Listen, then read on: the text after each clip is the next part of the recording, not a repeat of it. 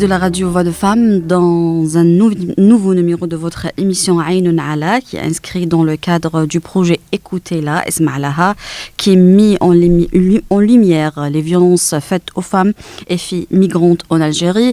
Aujourd'hui, j'ai l'honneur de recevoir Leila Berato, journaliste spécialisée dans les questions d'immigration. Bonjour Leila. Bonjour Majda.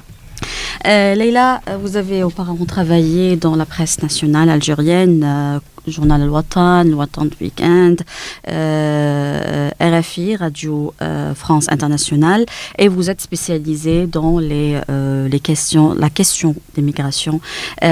Pourquoi avez-vous choisi ce domaine?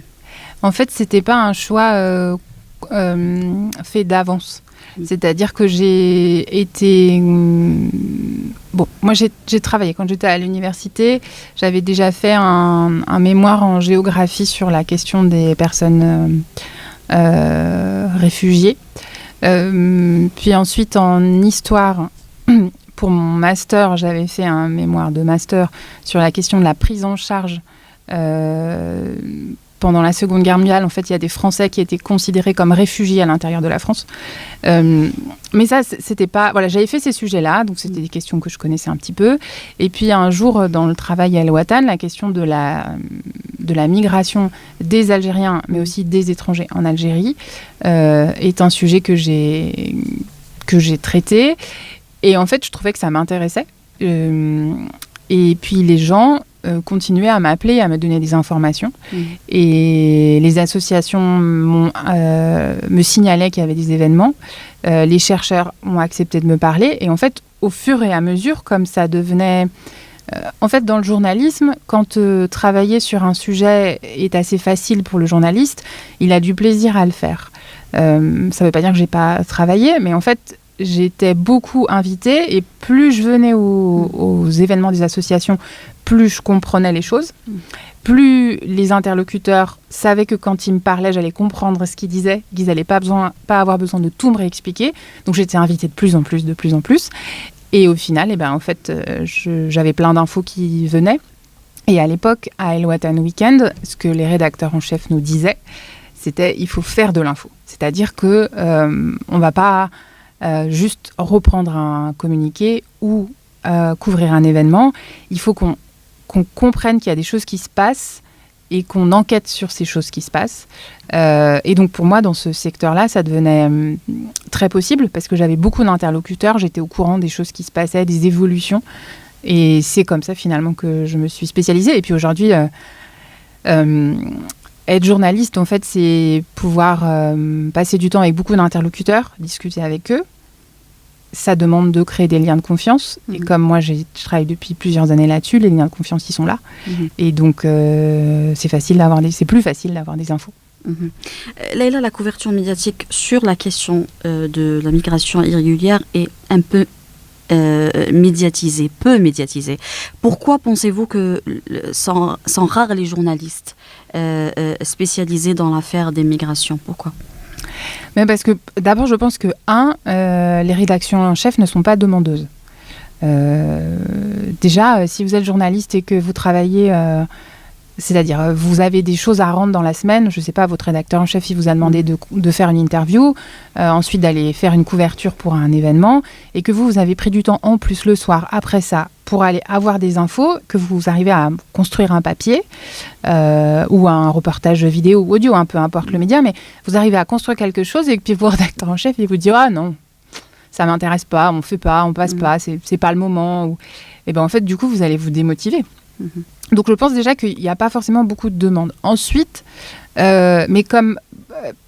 en fait, c'est le fonctionnement... Sur n'importe quelle question, c'est comme ça. S'il n'y a pas une demande des chefs ou une compréhension du sujet par les chefs, c'est plus difficile pour le journaliste.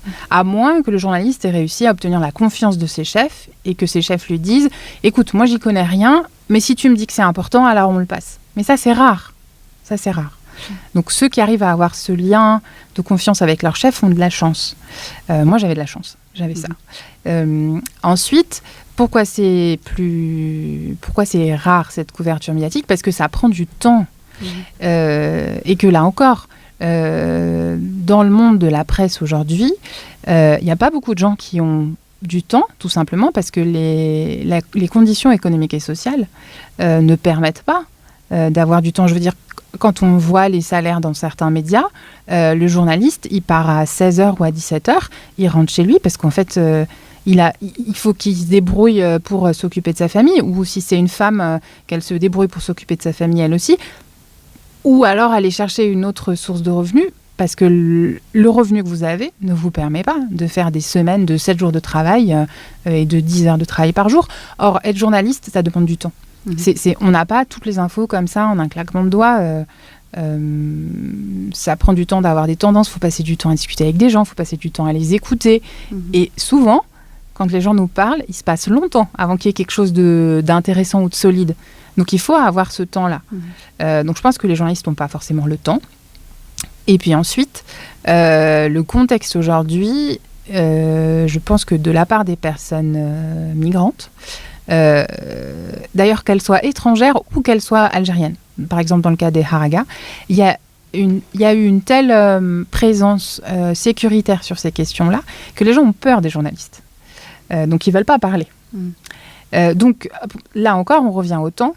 Pour avoir la confiance des gens, pour qu'ils acceptent de vous parler sur ces questions-là, que ce soit les personnes migrantes ou que ce soit les associations quand elles existent, eh ben, il faut beaucoup de temps, et ce temps-là, il y a beaucoup de gens qui se découragent avant. Leila, dans notre projet Écoutez là, Esma'laha, nous concentrons sur la violence contre les femmes migrantes et les filles en Algérie. Avez-vous déjà travaillé sur ce sujet, l'histoire des femmes migrantes qui ont été victimes de violences ou exploitation sexuelle lors de leur voyage en Algérie? Alors oui, le principe, j'ai envie de dire, des violences faites aux femmes, de manière générale, dans le monde, c'est qu'elles s'exercent principalement quand les femmes sont vulnérables.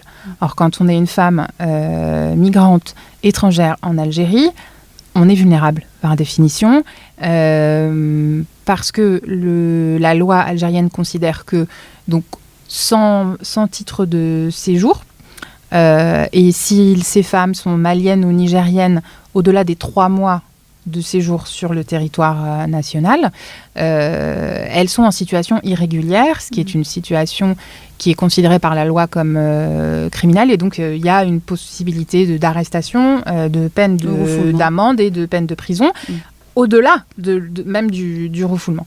Donc ces femmes-là, elles veulent éviter ces choses-là, donc elles sont très méfiantes de l'extérieur, et elles le savent. Donc quand elles sont dans une situation où elles vont subir des violences, leur premier réflexe, c'est pas d'aller à la police, voir la police, mais de la même manière que aujourd'hui, une femme qui serait dans une situation contraire à la loi, une femme algérienne, subirait des violences dans le cadre de cette situation contraire à la loi, son premier réflexe, ça va pas être d'aller au commissariat, parce qu'elle va penser que ce qu'on va d'abord lui reprocher, c'est d'être dans une situation contraire à la loi. Donc d'abord, il y a ça. Ensuite, il y a le fait que les femmes sont maintenues. Donc, le contexte algérien et cette situation administrative créent de la vulnérabilité. Au-delà de ça, en tant que femme au sein de la communauté migrante, cette vulnérabilité est aussi utilisée par certains hommes migrants, parce que les hommes migrants sont comme les hommes dans le monde. Ils ont hérité d'un schéma patriarcal dans leur tête et ils considèrent qu'ils peuvent utiliser les femmes. Donc certaines sont maintenues dans la peur de l'extérieur. C'est-à-dire qu'on leur dit, mon Dieu, mais ne mets surtout pas un pied dehors. Si tu mets un pied dehors, il y a des violences qui vont arriver tout de suite. Donc elles subissent des violences à l'intérieur de leur maison ou de leurs habitats. Et elles n'osent pas du tout en parler parce qu'elles ont l'impression que si elles vont ouvrir la porte, il y a un déchaînement de violence qui va leur tomber dessus. Donc il y a ça. Ensuite, évidemment, je crois que l'affaire la plus médiatique, ça avait été l'agression sexuelle hyper violente d'une dame qui s'appelait Marie-Simone à Oran, qui avait fait... Elle avait été interviewée par une télévision privée, donc on en avait beaucoup parlé. Ce sont des choses qui arrivent très régulièrement, qui ne sont pas médiatisées. Donc c'est des agressions physiques, c'est des agressions verbales, c'est évidemment des agressions sexuelles. Je pense que la réalité des choses, c'est que quand les victimes sont accompagnées, il y a une prise en charge. Marie-Simone, le cas de Marie-Simone avait été accompagnés par une association avec des avocats. Et le tribunal, la gendarmerie avait fait leur travail. Ils avaient arrêté les personnes. Un certain nombre d'entre eux, certains avaient été en fuite, mais d'autres avaient été condamnés. Mais elle a eu cette chance-là, je peux dire, d'avoir dans son entourage des personnes qui connaissaient l'existence d'associations. Et en fait, le problème des violences, mais là encore, c'est un problème, c'est-à-dire qui peut se dupliquer dans n'importe quel autre pays, dans n'importe quelle autre société. Quand vous êtes dans une place d'extrême vulnérabilité, en fait, pour avoir accès aux ressources pour se défendre, il faut qu'il y ait quelqu'un autour de vous qui sache que ces ressources existent et puisse vous dire, là, c'est quelqu'un dans son entourage qui lui a dit, mais attends, tu peux pas rester comme ça, j'appelle une association, ils vont nous dire ce qu'il faut faire. Mais si cette amie-là ne lui avait pas dit « j'appelle l'association, ils vont nous dire ce qu'il faut faire », elle n'aurait jamais su comment... Et d'ailleurs, je me souviens, à l'époque, ce qui avait fait un peu scandale, c'est que comme elle ne connaissait pas la loi, elle avait été à l'hôpital et à la gendarmerie pas dans le bon sens. Il y a un ordre. Quand on subit une agression sexuelle, il faut aller voir... Et là, je ne sais pas quel est l'ordre exact. Mais en gros, il y a d'abord... aller voir la gendarmerie ou la police, je crois, qui donne un papier avec lequel on se présente auprès du médecin légiste. Et comme elle savait pas dans quel ordre fallait aller, elle avait été rejetée des deux endroits. Et c'est là où on avait dit, mais les violences ne sont pas prises en charge. Donc, il y a, face aux violences, il y a la nécessité de vulgariser tous les dispositifs de prise en charge, comment il faut faire. Et ça, c'est valable, effectivement, pour les femmes et filles migrantes, mais c'est la même chose pour les femmes algériennes ou les femmes étrangères.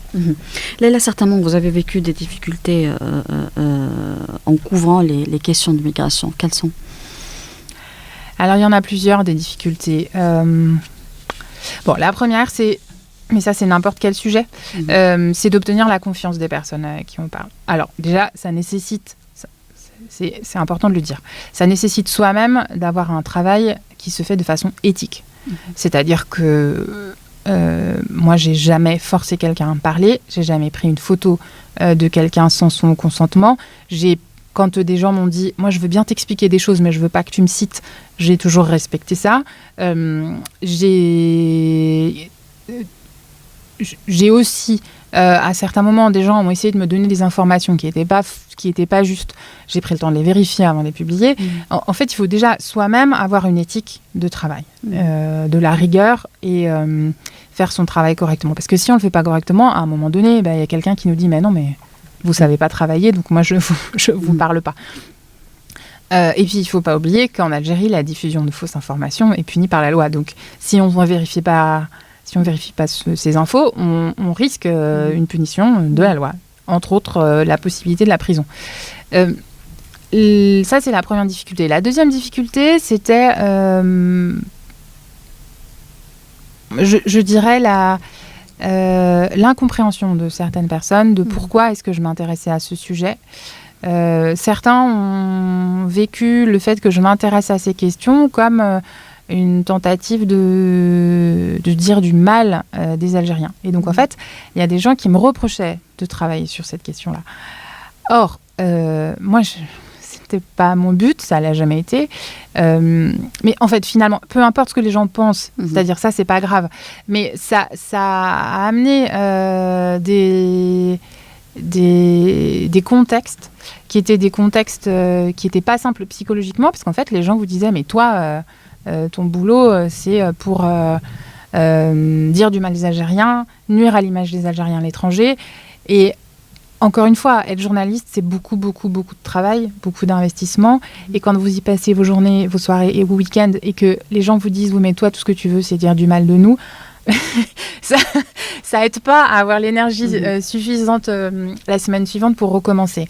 Ensuite, évidemment, comme c'est une question aujourd'hui, c'était pas le cas quand j'ai commencé à travailler, mais aujourd'hui, c'est la question de la migration de personnes étrangères en Algérie, du fait de l'existence de ces refoulements, est une question qui est en partie gérée par les forces de sécurité, donc police ou gendarmerie. Et donc, je me suis retrouvée à certains moments sur un terrain sur des terrains de travail où moi je discutais avec les gens, je prenais des notes, j'essayais de comprendre ce qui se passait, et où ma présence attirait les forces de sécurité qui voulaient savoir pourquoi j'étais là, ce que je faisais là, et qui du coup mettaient en danger les personnes que je voulais interviewer parce qu'on était dans un processus où, comme la loi considère qu'elles ne sont pas en situation régulière, elles pouvaient être arrêtées.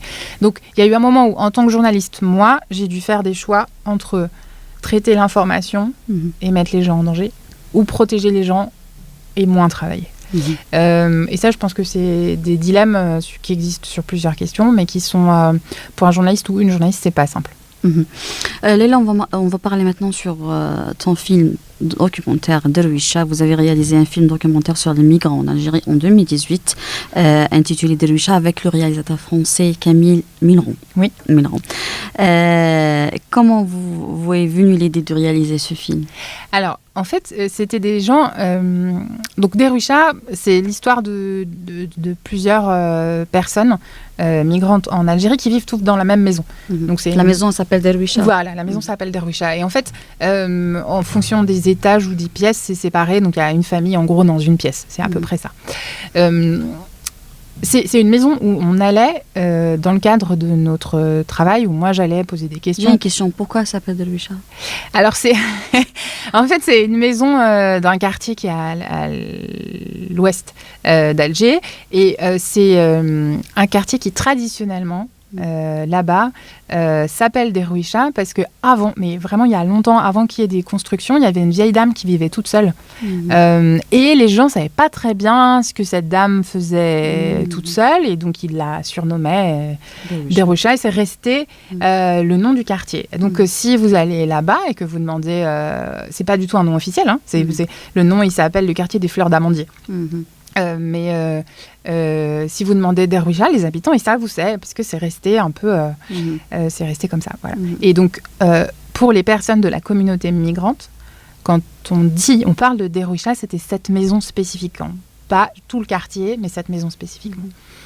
Et en fait, c'est des gens qu'on allait voir pour plein de questions, pour comprendre par où arrivaient les migrants, comment ça allait, parce que, en fait, en fonction des contextes géopolitiques, les routes de migration changent. Quand il y a, par exemple, quand il y a eu la guerre en Libye, il y avait une grosse route qui allait du Niger vers la Libye directement, en passant à peine par le sud de l'Algérie, mais les gens ne s'arrêtaient pas en Algérie. Et en fait, quand il y a eu la guerre en Libye, les gens sont revenus sur l'Algérie plus. Ensuite, plusieurs années plus tard, le contexte politique en Libye et l'espèce de porosité des frontières, parce que les Libyens avaient d'autres choses à faire que de se préoccuper de la sécurité à leurs frontières, ont fait que les personnes migrantes qui voulaient aller vers l'Europe repassaient du nord de l'Algérie vers la Libye. Puis ensuite, il y a eu de l'argent qui a été mis en Libye pour lutter contre ça, donc les routes se sont déplacées par le Maroc. Donc moi, pour comprendre ça, pour être au courant de ce qui était en train de se passer, c'était les gens qui habitaient dans cette maison, c'était des gens que j'allais voir régulièrement. Et puis à force, certains sont devenus des amis. Et pour moi, ces personnes ne sont pas d'ailleurs aujourd'hui juste des personnes migrantes. C'est-à-dire que leur statut administratif, c'est plus quelque chose que j'ai en tête. Ce sont des individus. Donc dans Derwisha, il y a un homme qui s'appelle Fabrice, qui a 2 enfants. Pour moi, Fabrice, c'est Fabrice. Son origine et son statut administratif, c'est des choses secondaires. Fabrice, il me fait rire parce qu'il a quitté son pays il y a presque 20 ans, mais plus patriotique et pro-camerounais que lui, je n'ai pas rencontré. C'est quelqu'un qui a beaucoup d'humour, et en même temps, je le voyais s'occuper de ses enfants, et je voyais bien qu'il adorait ses enfants et qu'il essayait de faire un maximum pour eux et de s'en occuper malgré les conditions qui n'étaient pas là. Voilà, pour ce qu'on voulait, et ce qui nous frappait avec Camille, c'était les émotions que nous, on vivait quand on était dans cette maison. Le fait qu'on rencontrait des humains, et que tout ce qu'on leur envoyait, c'était leur statut administratif. Oui, mais c'est des migrants, mais pourquoi des migrants? Mais pourquoi encore les migrants? Mais qu'est-ce que vous leur trouvez? Qu'est-ce que vous avez à discuter avec eux? Alors que nous, ce qu'on voyait, parce qu'on avait passé du temps avec ces personnes-là, c'était des êtres humains. C'est-à-dire, c'était un homme qui était... Alors, Fabrice est un peu plus âgé que moi, père de 2 enfants, qui aime le foot. Michel, donc, qui est la maman qui a une petite fille dans le film. Michel, elle avait fait des études... elle travaillait dans une petite boutique de pharmacie dans son pays, puis elle est partie. Elle a fait plusieurs pays à cause de conflits. Elle a fini par se retrouver en Algérie. Et alors, elle disait tout le temps oh là là, mais ça y est, mais moi, je suis trop vieille. Elle était plus jeune que moi. Je suis trop vieille. Et on riait parce qu'elle n'arrêtait pas de me dire qu'elle était trop vieille alors qu'elle était plus jeune que moi. Je lui disais, mais moi, je suis bonne à quoi? Donc, ça y est, c'est fini. Il faut que je parte à la poubelle. Et elle avait un enfant. Elle disait, mais tu comprends, un enfant, c'est pas assez. Il faudrait que je fasse un autre enfant, mais pas comme ça. Pas... Et donc, j'avais avec elle des discussions qui étaient des discussions que je peux avoir avec mes copines, en fait. Et la question, comment vous avez gagné leur question? Surtout qu'il s'abstient à apparaître dans les médias et déclarer.